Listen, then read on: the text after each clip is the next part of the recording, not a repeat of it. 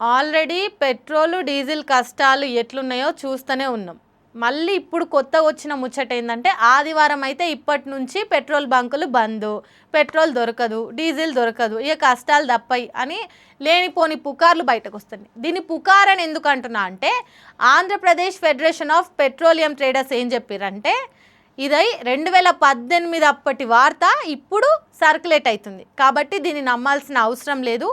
ఆదివారం అయినా, సోమవారం అయినా, శనివారం అయినా ఎప్పుడైనా పెట్రోల్ బంకులు ఓపెనే ఉంటాయి. మీరు ఎట్లాంటి రంది వాడాల్సిన అవసరం లేదని చెప్పి అధికారులు క్లారిటీ ఇచ్చేసారు.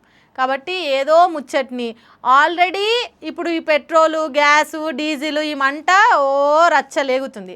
ఇలాంటి రచ్చ టైంలో ఎవడో ఇంత దాంట్లో ఇంకొంచెం యాడ్ చేసిండు. దాన్ని సోషల్ మీడియా ఉంది కదా, ఇంకా రచ్చ రచ్చ రచ్చ రచ్చ అయిపోయి ఆదివారం అయితే పెట్రోల్ బంకులు బంద్, నో స్టాక్ బోర్డులు అనుకుంటా లేనిపోని పుకార్లు పుట్టిస్తారు.